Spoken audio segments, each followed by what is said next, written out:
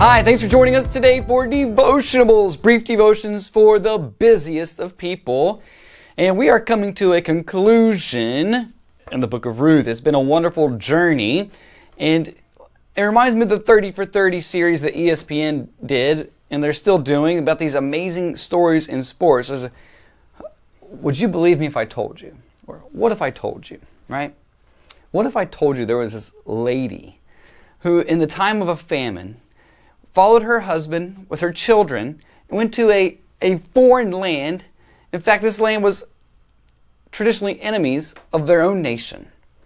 And that while there, she lost her husband and her 2 children. And on the way back, she told her daughters-in-law to leave her as well. And yet, one clung to her, Ruth. And Naomi and Ruth, they would come back to their country, and really danger still is at their door. They're widows. They're women. What means do they have to make a living? And yet the Lord, in His graciousness, in His mercy, through His providence, is at work, caring for Naomi and Ruth, and through the worthy man Boaz, bringing redemption. It's a marvelous story, one of the greatest stories in the Bible, because in a sense it is a microcosm. It is a mini picture of what God is doing throughout all of history in bringing redemption for mankind.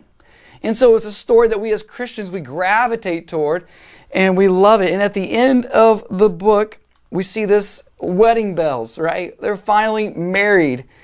Boaz and Ruth become husband and wife. The story picks up in verse 13. So Boaz took Ruth, and she became his wife, and he went into her, and the Lord gave her conception, and she bore a son. Then the women said to Naomi, "Blessed be the Lord, who has not left you this day without a redeemer, and may His name be renowned in Israel.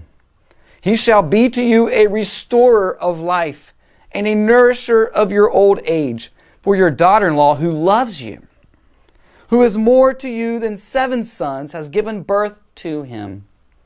Then Naomi took the child and laid him on her lap and became his nurse. And the women of the neighborhood gave him a name, saying, "A son has been born to Naomi." They named him Obed.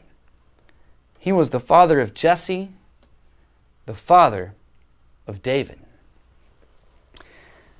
And then it ends with a genealogy, which we're going to look at. David Christensen is going to lead us through on Friday.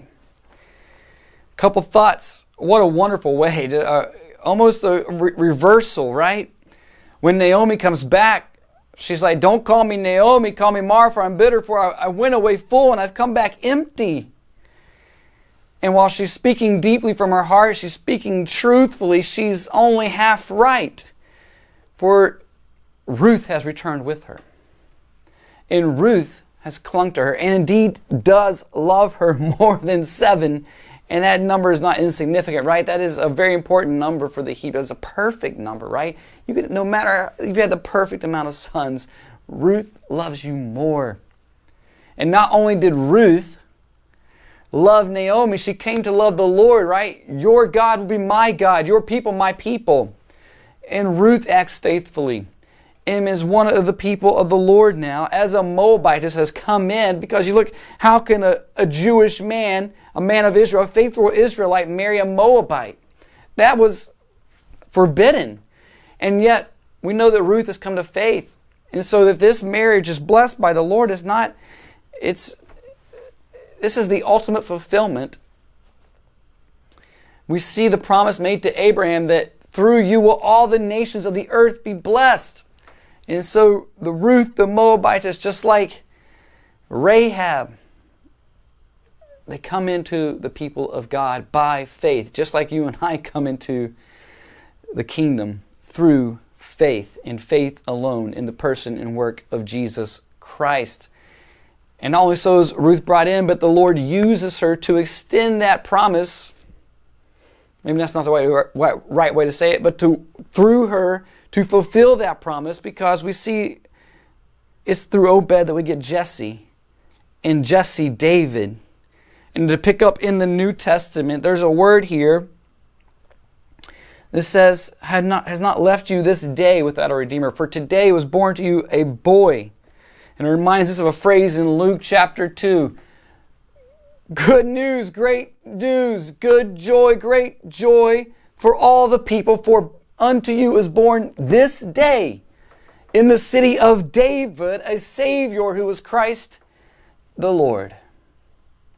Indeed, the Lord has done great things, and our response should be like the women, right?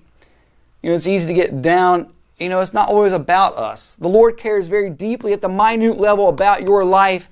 He's concerned about your cares, your wants, your needs, your desires. But look, He's oftentimes at work not only for you, just for you, but that through you others might be blessed. Notice this communal rejoicing and praise, celebration to God. The women said to Naomi, the women named this boy. And so when the Lord blesses you, let that be a conduit to others, and let us rejoice in all that God has done. The appropriate response to all the work of the Lord is faith, which we see that with Ruth coming to faith. Rejoicing. Thanks be to God, who has not left us without a Redeemer. God bless.